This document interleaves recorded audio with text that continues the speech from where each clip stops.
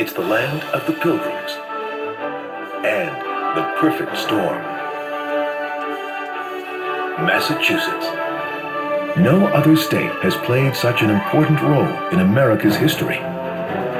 It was here where a band of settlers defined the aspirations of a nation, and where brave militiamen fought the first battles of the American Revolution. Ariel, Massachusetts explores the tales of two cities. One hailed as the cradle of liberty, the other where 18 innocent women were condemned to hang. It was in this small northeastern state that fans suffered through the longest curse in sport history, and where 6 men famously set sail, but never returned from the sea. From rolling hills that inspired one of America's most loved writers, to fields that are flooded every year to harvest colorful native berries.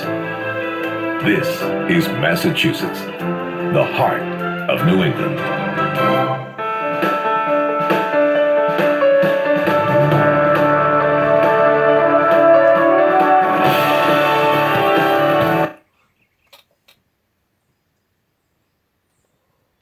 Shore would never know the difference. This beach and the sea before it are as wild as it gets. It's a protected wilderness that stretches across 43,000 acres of pristine beaches, marshes, and ponds. The first inhabitants of this coast were Native Americans called the Wampanoag. They fished these waters that were rich with cod, sturgeon, and shellfish.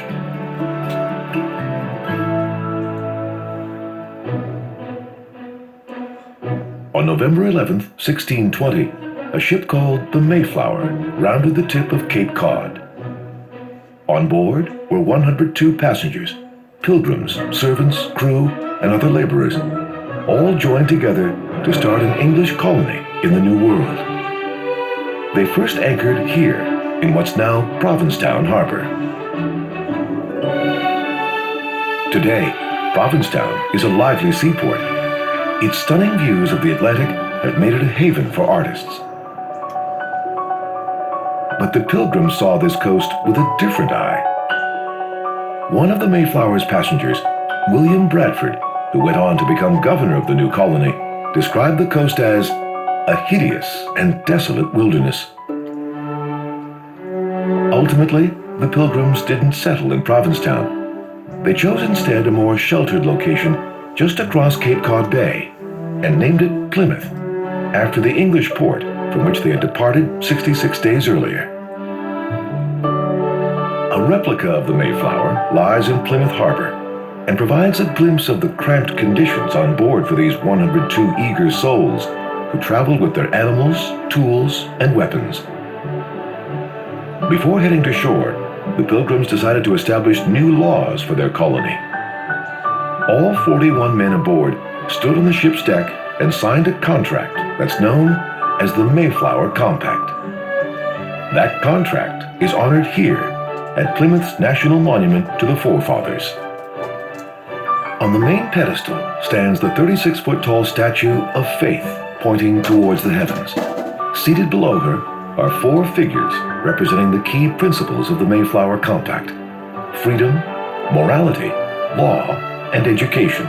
These virtues would become the foundation of America's democracy. Yes. The monument's inscription reads, "Erected by a grateful people in remembrance of their labors, sacrifices, and sufferings for the cause of civil and religious liberty." Yes. The Pilgrims' first settlement was built on land belonging to the Wampanoag.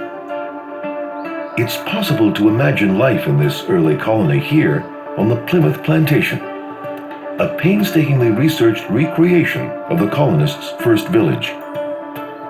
The Pilgrims constructed modest timber-framed houses and raised livestock. Members of the Wampanoag helped the settlers try to survive, but during their first winter here, more than half of the Pilgrims died of diseases, such as scurvy and pneumonia. They called this period the Great Sickness. After a disastrous start, new arrivals from England joined the survivors, and by 1627, the Plymouth colony was on the road to prosperity. But the Wampanoag weren't so lucky. Their hospitality was rewarded with plague. European diseases ended up wiping out 2/3 of the tribe. The story goes that it was here in 1621 that the Pilgrims held the first Thanksgiving. Yes. But long before then, Native Americans had celebrated successful harvests of their own with annual feasts. That's right. The Pilgrim celebration likely didn't happen in late November, but earlier in the fall, when they harvested their crops of corn, barley, and peas. It is said that a Wampanoag chief turned up to celebrate too, with 5 freshly killed deer and 90 men. More than 200 years later, in 1863, President Abraham Lincoln officially made Thanksgiving a national holiday. The Pilgrims were the only band of English settlers to seek freedom in Massachusetts. In 1630, a second group arrived. They called themselves Puritans, after their wish to purify the English church. Puritans. They disembarked in a sheltered harbor to the north and started to build what John Winthrop, future governor of the new colony, called a city on a hill, one that they hoped the world would admire. That city is now Boston, a metropolis of more than 4.5 million people. Yes.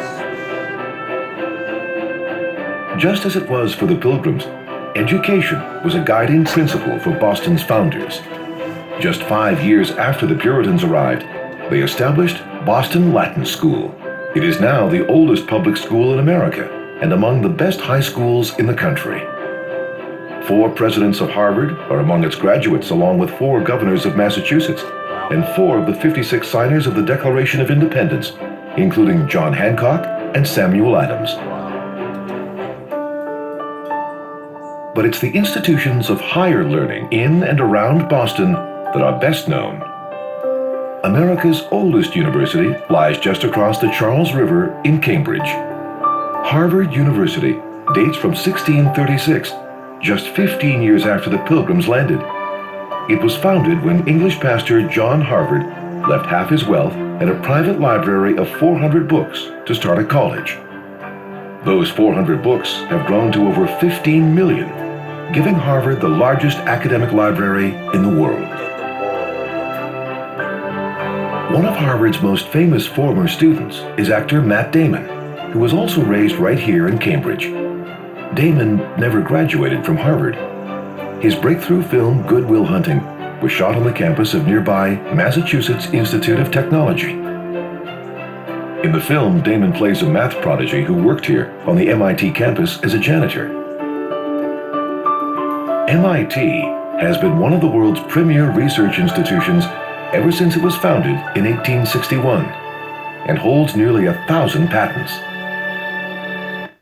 You see, you never know when you're inspired by an inspirational ideal,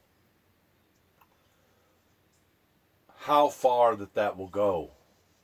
And it may take a generation or two before it finally gets off and running. But just like the minister that brought in 400 books, that now that institution has more books in it than any other institution in the world.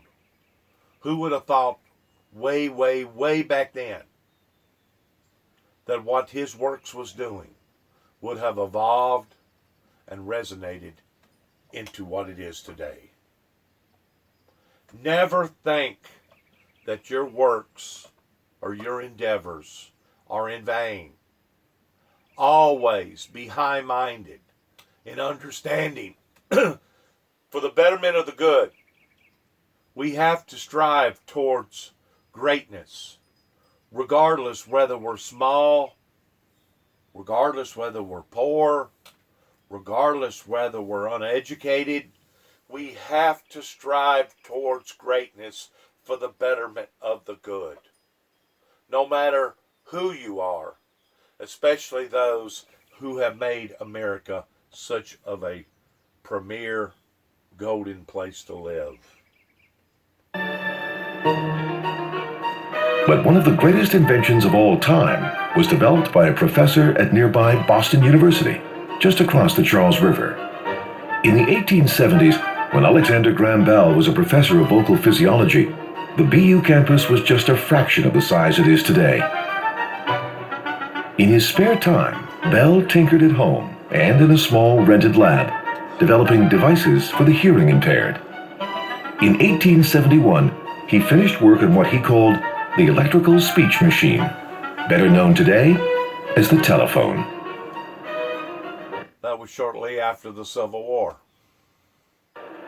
Ta-da! Shortly after the Civil War, they engineered the telephone because they realized that communications was essential. It was imperative. And it wasn't just imperative towards writing letters and sending out mail or sending telegraphs from one town to another, but it was imperative to know what each sector of society was thinking and doing, and the only way to have done that was to evolve to a telephone. And to this day, we know now that Alexander Bell was the one that created that has engineered this type of communication that has evolved all over the world. All over the world today. And of course, it evolved from July 18th, 1770. It evolved to not just the telephone, but it has evolved to microchip and micro stuff involving the computer and the internet and social media and etc. This is all evolved from that. Never think that your ideal is a bad ideal. Always be willing to pursue your dream, even until the end. And it was used for public hangings.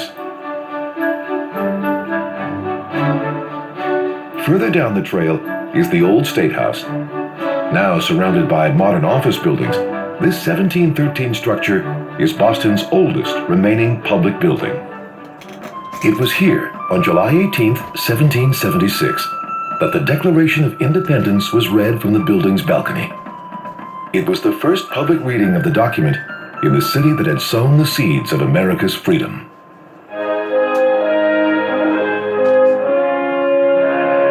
A new State House was built in 1789, but just 3 years later, its wooden dome started to leak. So the city hired a local silversmith named Paul Revere to cover it with copper instead. The new Massachusetts State House is built on land once owned by John Hancock, Massachusetts' first elected governor. The Freedom Trail continues to the Old South Meeting House. It was here where Boston's famous Tea Party got started. Built in 1729, this was at one time Boston's largest building. Colonists often gathered here to voice their frustration with British rule. On December 16, 1773, a heated debate erupted inside over the British tax on tea. Later that night, about 50 men, badly disguised as Native Americans, gathered at Griffin's Wharf in Boston Harbor. They boarded ships and dumped 350 chests of tea into the water. This rebellious act was a key event that helped spur the American Revolution. The British responded by closing the harbor and attempting to suppress the colonial economy. But political tensions in Boston would soon reach their boiling point.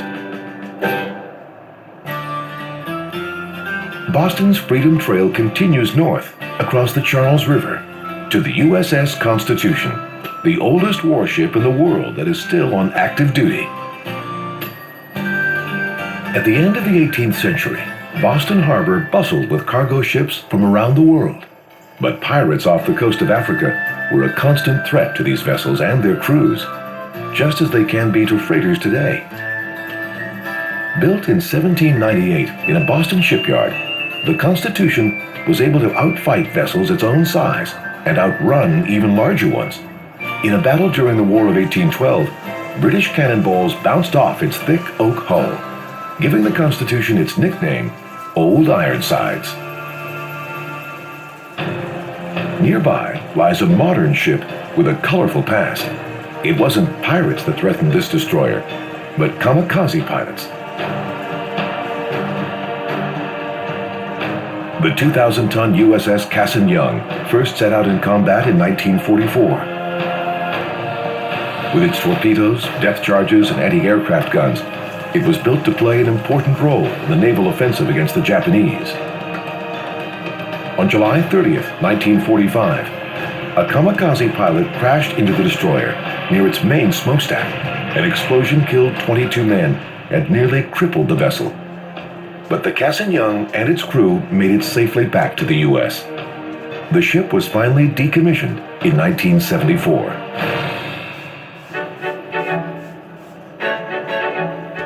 Just as in colonial days, Boston remains a thriving, vibrant city. Nicknamed a city of neighborhoods, each part of town has its own rich history and flavor. Today, Boston's Back Bay is one of the city's most distinguished enclaves, but it had humble beginnings. The land on which it was built was once a swamp. When city planners decided to develop the area in the late 19th century, they mapped out a design for a series of similar brownstones, which, more than a century later, are some of the most desired houses in town. Soaring above these row houses is the tallest building in Boston, and in all of New England. The 60-story John Hancock Tower was built in 1976 with 10,000 panes of blue mirrored glass that have made it a Boston icon. But once, it was the embarrassment of the city. Soon after it was built, strong winds ripped out many of the building's 500-pound window panes, which crashed on the sidewalks below. Amazingly, no one was injured. All of the building's glass had to be replaced at a cost of $8 million.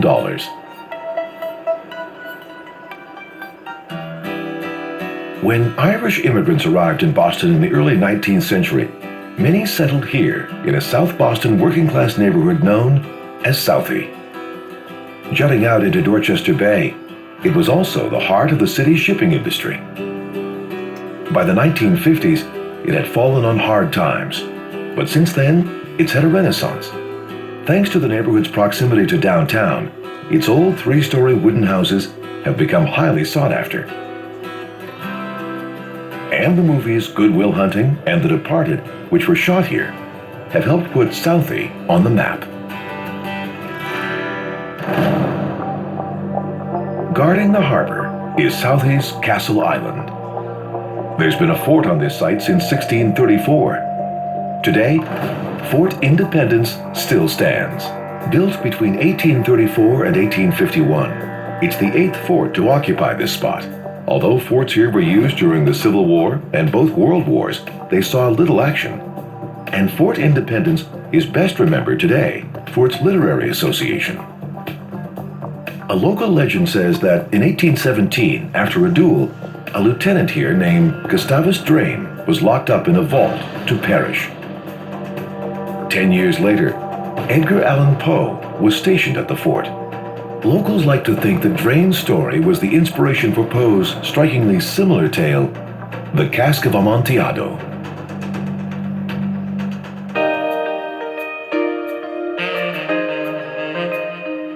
With its narrow streets and elegant Federal-style homes, Beacon Hill is one of Boston's oldest neighborhoods. It also has some cozy pubs. But there's only one where everybody knows your name. This may be the most famous bar in all of Boston, the Bull and Finch Pub. Thanks to the television show Cheers, tourists have been flocking here for years. Unfortunately, they won't find any of the show's regulars inside. The bar's interior was a Hollywood fabrication. Across town, there's another place with bright lights and larger-than-life characters. But this time, they're real. Fenway Park is home to the Boston Red Sox. Oh, yeah. Built in 1912, it's the oldest Major League stadium in America still in use. The Red Sox were among the most successful teams in baseball. Then, in 1919, the team sold their star player, Babe Ruth, nicknamed the Bambino, to the New York Yankees.